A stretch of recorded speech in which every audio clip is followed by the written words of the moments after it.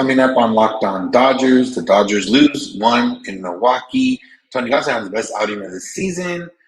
Might be time for Trayce Thompson to not be a Dodger anymore. And Noah Syndergaard has resorted to some different ways of trying to figure out his struggles. That's what's on tap, so make sure to keep it Locked On Dodgers. You are Locked On Dodgers, your daily Los Angeles Dodgers podcast. Part of the Locked On Podcast Network, your team every day.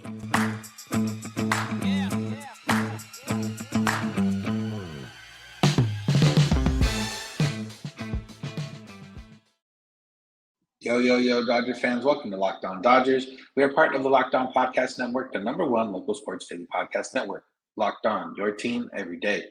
This is a daily podcast covering the Los Angeles Dodgers, bringing you the smart fans' perspective on our boys in blue. You can find us wherever you find podcasts and on YouTube simply by searching for Locked On Dodgers and become an everydayer and listen every single day and make that easier on yourself by subscribing wherever you get podcasts and on YouTube. If this is your first time listening or watching, I'm sorry that this is your first time listening or watching.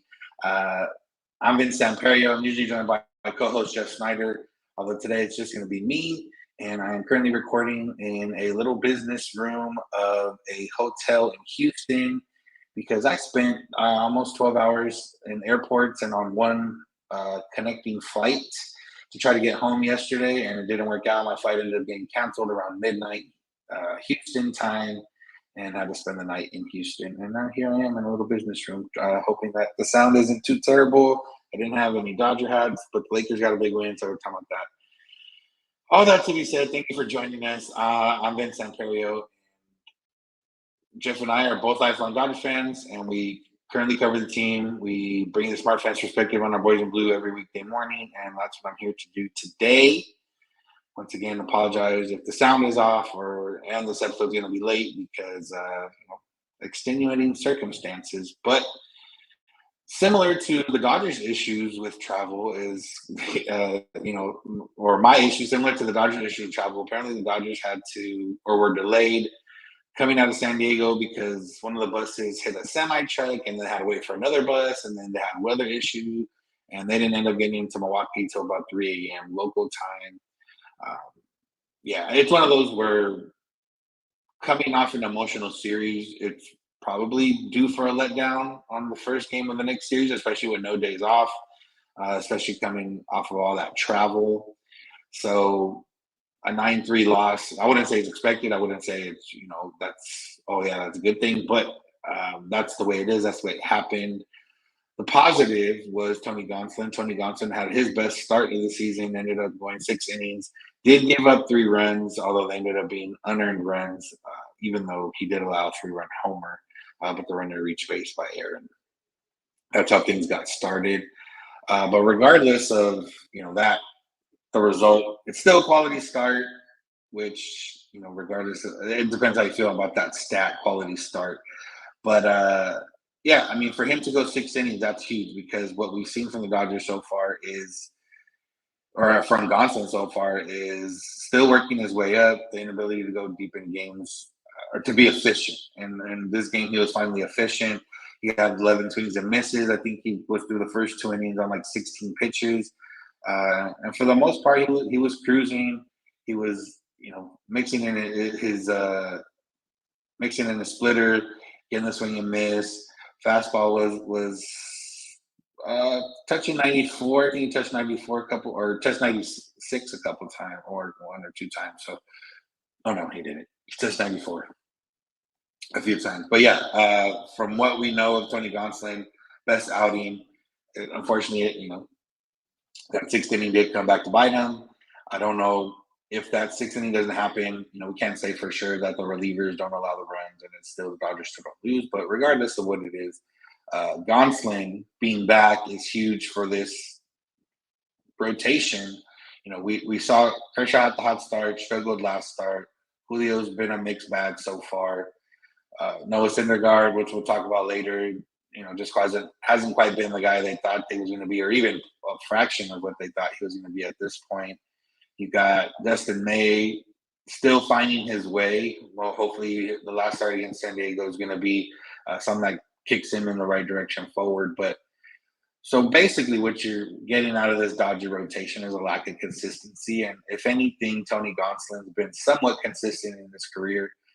Consistent in the fact that he does allow base runners, but he doesn't usually allow them to score. Sometimes he's more efficient at not allowing base runners than, or at least retiring them quicker than he is at other times. And that's what happened last night. 6 innings. Gonsolin becoming a 6-inning guy would be huge for this rotation, would be huge for the bullpen, and huge for the Dodgers, and just the overall health, obviously, is already a big thing. So, yeah, for Gonsolin, like I said, 11 swings and misses, that was a good sign. The velocity was up there. He got nice pitch sequencing. It was looked like Tony Gonsolin of last year, and you can't be upset about that, really at all. The 3 runs in 6 innings, that's going to happen sometimes, like I said, especially coming off of air. But it was there's no vintage Tony Gonsolin yet, but it was a classic Tony Gonsolin start, and looks good for moving forward and figuring things out and for the Dodgers rotation. Beyond that, in the game offensively, Dodgers didn't get much going. Chris Taylor did hit a 2-run homer late in the game, but that's when the game was already out of hand. The Dodgers scored. Max Muncy grounded out after Freddie had got on base earlier in the game. But other than that, yeah, there wasn't much to it. It was, they asked Dave Roberts if the performance could have been predictable based on the circumstances of getting in late and a big series win against the Padres. And Robert said, quote, "I thought the hangover was Peralta tonight." That's Brewers, Freddie Peralta starter. He said, quote, "I thought we had some momentum coming into the series. I felt good about it. But when you got to face that guy, that sort of puts the momentum back in check. He was really good today. He was good, and they got a timely hit." And this is kind of what we talked about a few weeks ago of it's still relatively early enough in the season to where there's no wins that – or – whatever wins that happen that we think, oh, this is the win that's going to, catapult them. We don't know that yet. And this might, Sunday's win or the series win over the Padres might be that one. But we're not going to know that. And it definitely didn't get off to the right start. But regardless of that, the month of May, we've talked about before, it's just tough. The Dodgers are going to play a lot of really good teams. And the fact that they started the month by winning 8 of 9 is a good start, and hopefully they can come back in this series and win the next 2 and move on and play the Padres again and try to figure things out. So, yeah, it's going to be a tough month. This game specifically last night was tough, but the positive is Tony Gonsolin. The offense is they didn't take batting practice. They got everyone was maybe a little sluggish. Hopefully that's what happened. Freddie Peralta also is a really good pitcher, so.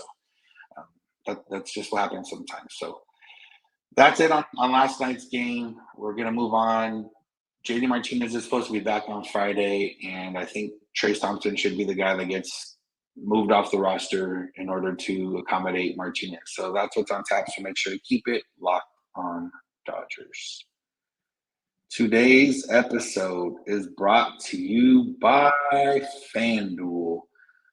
And FanDuel Sportsbook is huge. They're fun. They are big right now. NBA playoffs. Make a fast break to FanDuel during NBA playoffs because right now new customers can get a no-sweat first bet up to $1,000. That's $1,000 back in bonus bets if your first bet doesn't win. And, man, if you had, NBA playoffs are going on right now. There's been a lot of things happening, and there's some money to be made. If you would have, let's just say you had a crystal ball, you would have known that Lonnie Walker was going to put up a bunch of points, almost outscore the Warriors in the fourth quarter. I'm sure his over-under for points was not 15 or whatever he ended up having. So you could have put that down, putting down AD, to be his points total.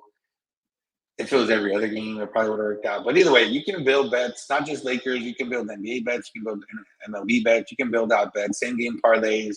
You can put a bunch of different things happening. You can, if specifically for the Dodgers, you can bet Freddie Freeman to get a hit. You can bet Mookie Betts to get a hit. And you can bet someone else to get, a home run.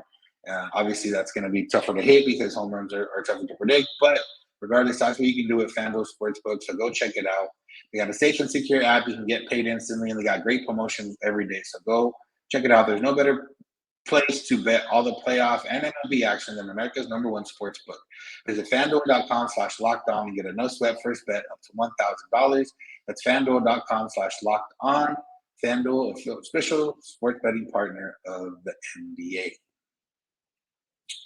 All right, thanks for making Locked On Dodgers your first listen, and make sure to become an everydayer by listening every single day, Monday through Friday, where you can find us wherever you get podcasts and on YouTube.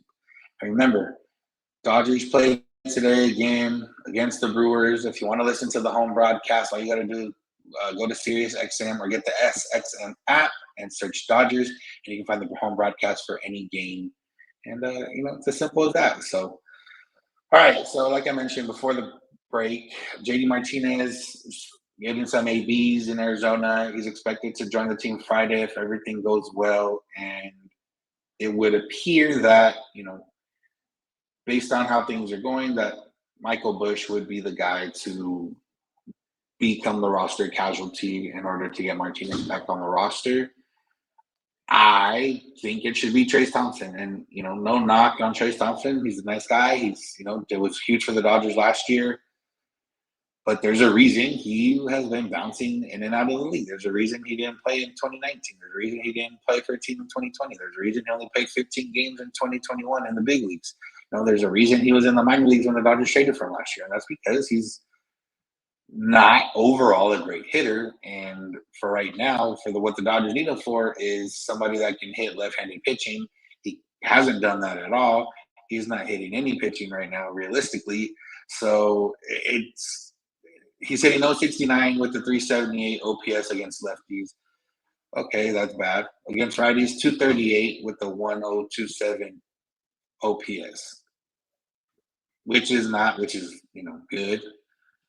But the thing is that they already have Jason Hayward and David Peralta, and they have Outman. They have these guys that are going to play over him when there's a right-handed pitcher on the mound. And all this is to say, Trayce can remain on the roster if Peralta or something has to happen to Peralta and or Hayward, which I think it's more realistic that Trayce Thompson gets DFA'd than Peralta or Hayward does.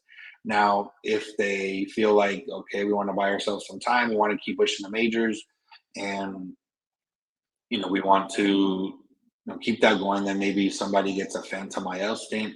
Peralta is not hitting well, but he's hitting enough to keep you wondering, okay, is this when he turns it around? Is this when he turns it around? Even though it hasn't quite happened yet, but. Let's be realistic. It's probably going to be Michael Busch gets sent down. And the reasoning they're going to give is because they want to give him everyday at-bats and they want to continue him to work on the defense. And those aren't bad reasons. Those are solid enough reasons. But I think Michael Busch at this point is an old enough prospect to where put him in the majors and see what happens and give yourself a chance, to have somebody come off the bench. We saw him even in Sunday's game. He came off the bench in a huge spot, struck out. Admitted he thought he was too passive in that at-bat.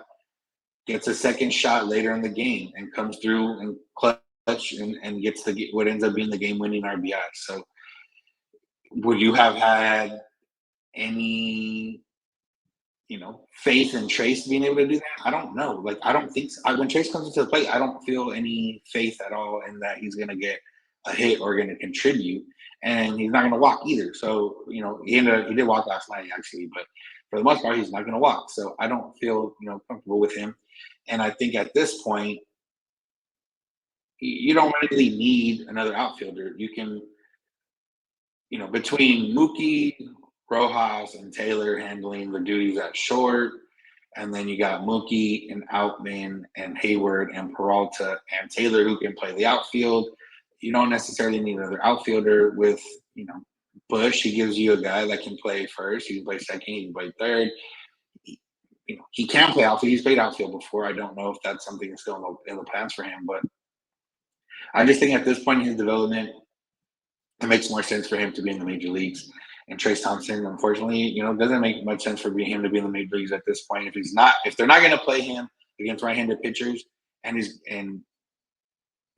and they're only to keep him exclusively against lefties, then it makes no sense. I'm pretty sure Michael Busch can, OPS better than 380 against left-handed hitting. And maybe he can't, but that's something that they need to see And if Trayce Thompson gets DFA, it's not a for sure. Some team's going to pick him up. I'm sure some team might pick him up, but it's not a for sure.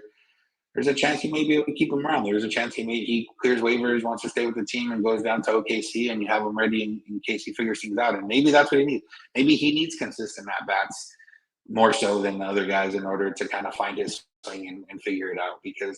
But the other part is that he hasn't hit lefty the last 2 years. So if you're looking at him to be a lefty guy, there's 2 years worth of samples now that he's not going to be that guy. He can hit right-handed pitching. He's been able to hit right-handed pitching, but that's not something the Dodgers necessarily need. So all in all, I mean, like I said, this is long-winded. I think it's going to be Michael Busch. Unfortunately, he's going to get sent down. Yeah, it'll be good for his development to play every day, I guess, in AAA, and more so the development of playing third base or infield, or maybe even outfield now. Maybe they go send them down and say, hey, we want you to play third base and left field exclusively. That way, when you come back up, you can play those positions for us, because those are positions you would be able to fill for us. I don't know. But, I kind of wish Busch hit right-handed, because he for sure would be able to survive this, and Trayce Thompson probably would be the guy getting the boot. But the fact that he hits left-handed, the fact that for some reason they still think Trayce is going to figure out against lefties for whatever reason, that's the way that things go. But, and one quick note just on this whole topic in general, with Mookie being able to play shortstop, and once we get closer to the deadline and the Dodgers are looking for someone in their lineup, it helps out because they can look for anybody that can hit left-handed pitching or hit pitching in general. That doesn't have to be limited to infield, outfield, because if it's another outfielder, Mookie can just play infield a little bit more. But if it's another infielder, then Mookie stays in the outfield, and that's the way things go. So, yeah, so, that's how I feel. That's how I think things are going to play out, but that remains to be seen. And we'll just have to wait and see what happens on Friday if JD Martinez comes back. So that's all on that topic. Noah Syndergaard is our next topic. There's an article in the LA Times kind of talking about him searching for some answers after his rough start with the Dodgers. So that's what's on tap. So make sure to keep it locked on Dodgers. Thank you for making Locked On Dodgers your first listen of the day every day. If you do make your Locked On Dodgers your first listen of the day every day, that means you're an everydayer. That means we love you.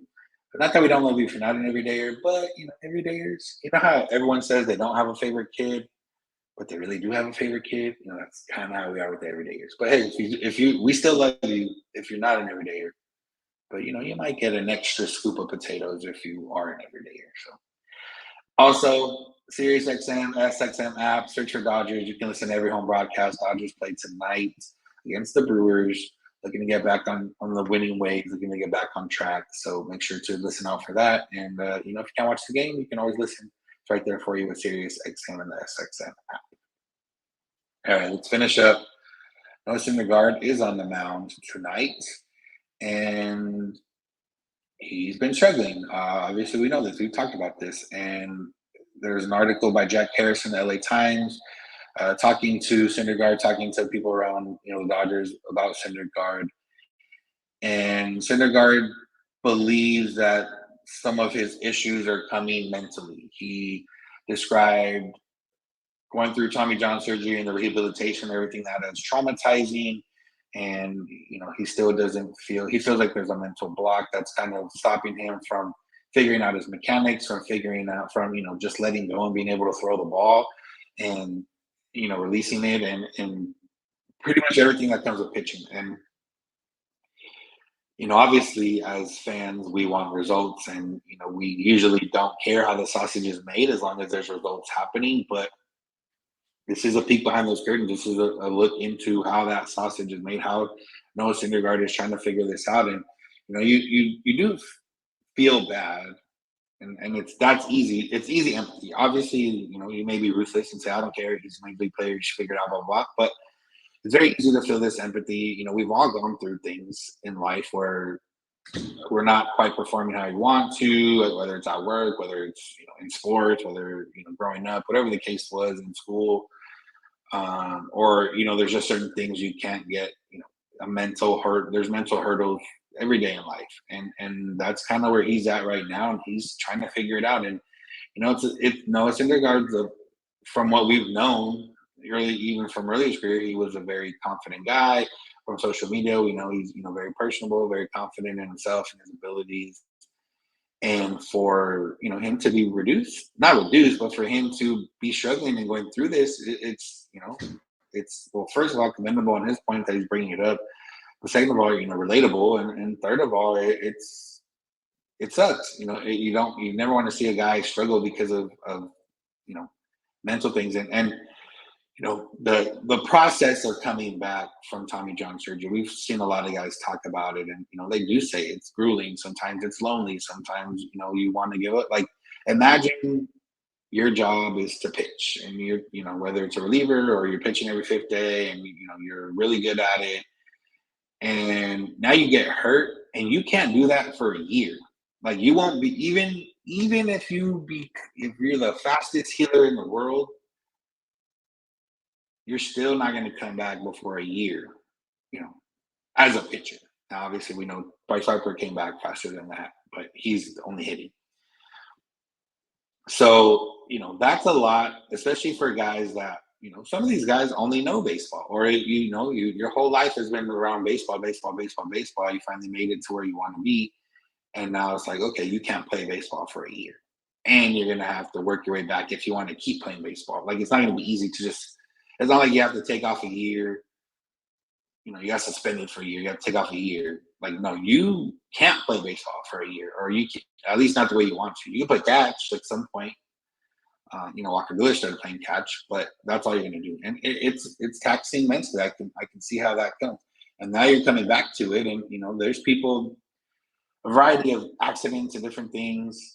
Learning to walk again for people that have, leg or spinal injuries. And, there's a mental hurdle to get over to be like, oh yeah, I can walk again normally. Where an Syndergaard is for this, it's a mental hurdle, mental block to pitch how he knows how to pitch, or to pitch, or to feel comfortable on the mound and to not have to worry about it. And, that's the thing. You start worrying about one thing, then you worry about another thing, and then you worry about another thing. And now your mechanics are all off, and, we've seen the results from that. So one of the things Syndergaard is doing right now, and he said, quote, I'll try just about any resource I have just to snap out of it. And one thing he's trying right now is hypnotism. And there's a mental skills coach the Dodgers have, Brent Walker, and he hypnotizes him. It says, while sitting by his side, there's no pendulum clock playing back and forth, no spell. Syndergaard simply dozes off as Walker talks softly to his subconscious, trying to dissolve the mental blocks that continue to dissolve the mental block. And, it's just one of those things to try to find some peace, some inner peace, some outer peace, some whatever, some relaxation, whatever it is. We don't need to know exactly why, but this is, how he's trying to figure it out. And hopefully, obviously, for the Dodgers' sake, that he does figure it out. But, Mark Pryor, Dodgers pitching coach, he talked about it too. He says it's just trying to get to a point where he's comfortable letting it go. At times he flashes some stuff, and then other times he pulls back. He's somebody that's really focused on his delivery, and something we're trying to get him to do is pull out of that and get his focus more towards the plate. It's just about trying to get out there and give everything you've got on every single pitch. So, yeah, like I said, it's you think about one thing in your delivery, now you think about another thing in your delivery, and now you're not worried about the pitch, and now, you're leaving fastballs or changeups or, breaking balls that don't break over the middle of the plate, and you're getting hit hard. And that's what's happening with Syndergaard. So the good thing, positive, is that if he can figure this out, maybe that helps and he gets back to Syndergaard. Maybe he's not going to throw 100, but, maybe he'll have confidence and throw well. The bad part is, as we've seen, there's, I don't know if this would classify as the yips, but as we've seen before, the yips can get you, and it doesn't always work out. It's not always a success story with yips or with mental issues. It's not always successful. It's sometimes guys don't make it back, or they take them a few years to make it back, or and the Dodgers don't have that kind of timeline with Syndergaard right now. They have 1 year, and they need to figure out soon. And that's the other part too that you think about. Is just like, man, like, this sucks, But realistically, the Dodgers have to think about them and themselves. And, Syndergaard struggles a little bit more over the next month. And Ryan Petio's ready to come back. And, Bobby Miller works his way up. Gavin Stone figures it out. They might not have that runway for Syndergaard to figure it out in a Dodger uniform. They might not have that runway. And imagine you're struggling. The team, your team is supporting you, but at some point they can't support you. And now you're out of a job. So let's hope it doesn't get to that point. Let's hope Syndergaard can figure that out and get through it and feel comfortable with himself. There was one thing that they mentioned, or that he mentioned, that he kind of figured out at one point from 2019. So he said he had a shutout, complete game shutouts, 10 strikeouts, and then he talked about one thing that he felt like he was screwing his back leg, which is one thing that synced up the rest of his delivery. But he hasn't been able to find that trigger. And he says even his long toss feels out of whack, like I'm trying to relearn and unlearn something. And that screwing the back leg thing is similar to like the Max Muncy little step out. It's just some kind of thing that kicks your mechanics into gear. Syndergaard's trying to find that. And hopefully he does. We at this point, who knows?